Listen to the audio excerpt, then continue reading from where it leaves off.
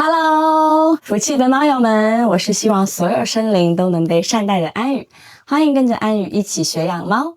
想养猫咪，但不知道去哪里领养，或是怎么选一间好的猫舍吗？在想养猫的基础上，安宇也想请你审视自己是否是位合格的饲主。你会知道养育这条可爱的生命需要付出的吗？猫咪是生命。如果你发现其实养猫比你想的需要更多的基本条件跟责任，那也请你先不要养哦。现在就让我分享我的经验，以及认证兽医师提出可以参考跟观察的地方。安宇目前有2只猫，一只是猫舍抱回来的胖美短 Hoki， 另外一只是领养回来的小美橘猫咪啊。那今天先说说 Hoki 回家的故事。当时我从洛杉矶搬回台北，然后我就决定要养猫。我并没有做太多的功课，所以这是我的经验学习，也是我的血泪。我希望可以透过这个分享去帮助有类似需求的猫友们。Hoki 是我在板桥的一家猫舍抱回来的，取其名我希望它此生福气又安康。当时只是在网上单纯 Google 美短猫舍，然后就找到了一家刚好有猫，然后价格也相对来说平均的猫舍。Hoki 其实从刚抱出猫舍就开始打喷嚏，当下我在车上的时候就马上打电话给猫舍说一下状况，我想知道是不是抱出来的时候就不小心冷到。结果猫舍说他在猫舍的时候其实就已经开始打喷嚏，但是他说没关系啊，这很正常。我第一次养猫，所以真的很无知。就猫友们发疯的事情就来了。Hoki 后来呢就鼻涕越来越多，然后状况就越来越严重。我们大家去台大才发现他有先天性的猫疱疹，也就是一种慢性的鼻炎，很高几率是他出生的时候母体带出来的，或者是其他猫咪传染给他但没有被医疗及时介入的。那基本上只能靠后天的努力去改善，但其实没有办法根治。我只要每次看到他鼻塞不能呼吸，我就很厌恶那家猫舍给猫的环境。但是当然我也非常庆幸我养了它，整治的过程需要很多的耐心，我相信比较无良的饲主已经就放弃它了。然后我就有跟猫舍反映啊，说希望你们有更干净的环境可以去养育接下来的猫。但是他当时回答我的事情我真的非常傻眼，他说那你可以把猫团给我啊。拜托，谁叫好人会因为孩子有问题就不养啊，这真的是非常傻眼。然后之后我就在网上社团去分享这个经验，当然就是不免所有人就会攻击我啊，就说那也不是你自己买猫的选择，你自己没有做好功课啊。就是我承认这件事情，所以我希望大家可以避坑。我才发现这家猫舍之前就有被举报过，并且它换了名字重新出发。然后这并不是一个特例，就是很多间猫舍都这样。然后他们甚至还有配合的兽医院帮他们开证明，就无法被法律取缔。这说来会很生气，也很无力。但是就是我觉得现在可能最好的方式，就是在选择上我们可以更有意识，然后直接用行动去淘汰这些不良的猫舍，甚至是无良的兽医师，然后去提高整体猫咪可以被对待的方式跟环境。那就让安宇科普一下我们可以做的功课吧。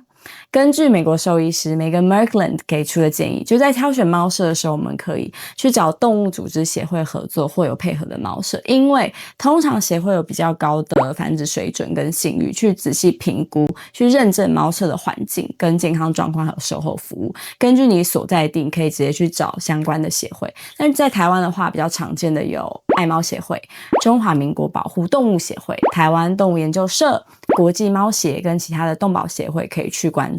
但这边要注意的是，当然支持就不是代表保证哦，我们还是要去多方的查证，就包含一间好的猫舍其实可以参考它是否让你见猫的爸妈可以正面回答相关的健康问题，可以提供书面相关的医疗跟品种证明，是否有合作就是合法开业的兽医院。那这边当然建议你就是还去多理解一下这个兽医院的名声，那是否有帮助猫咪在适合的年纪去做疫苗施打跟驱虫的处理，提供你一些相关的合约或文件，将猫咪的资讯去转移跟登记。那是否1年只有2匹猫，那是否会愿意也会审视你作为买方。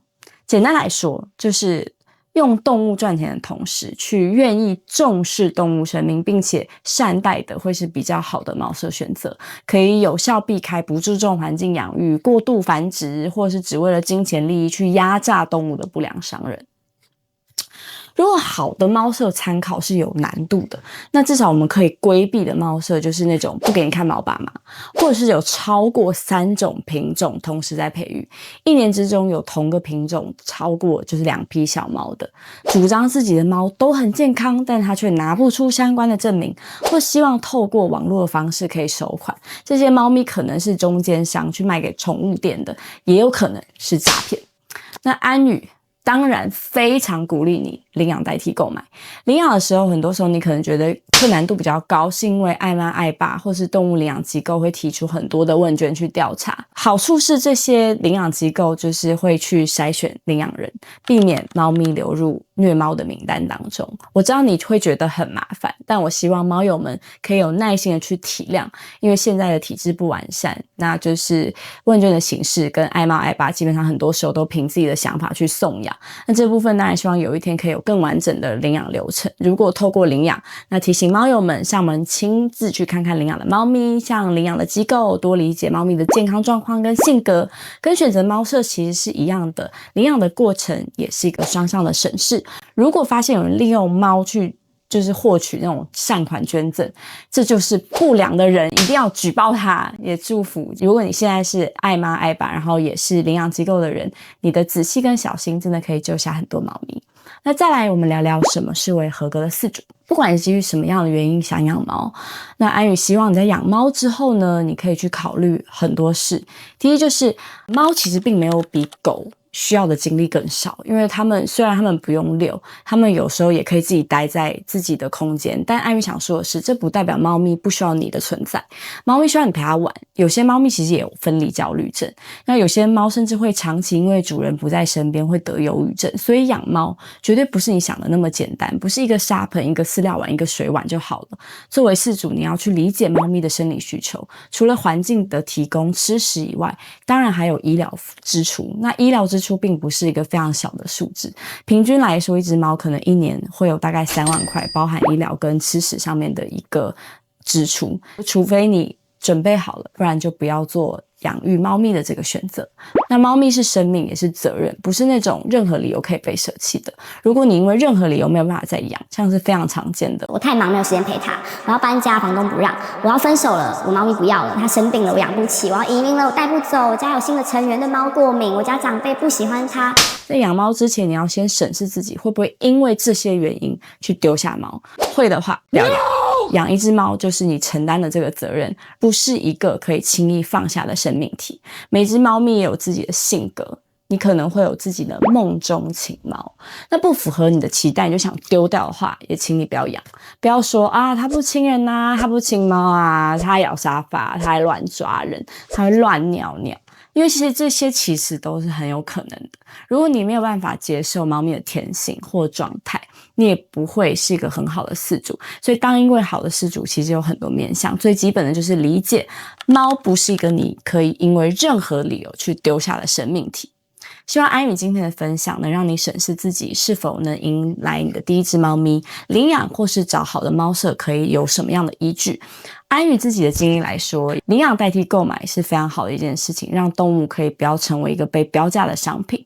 那如果你在任何不得已的状况下真的必须要选猫舍，那透过今天的分享，我也希望可以去做好猫舍的筛选，这样不良的猫舍才有机会被淘汰。那祝福天下的猫咪都平安，那愿虐猫者此生被用相同的方式虐待。让我们一起守护猫咪吧。福气的猫友们，我们下次问安再见。欢迎你们订阅分享，也欢迎你如果有想理解的主题可以留言给安宇哦。拜拜。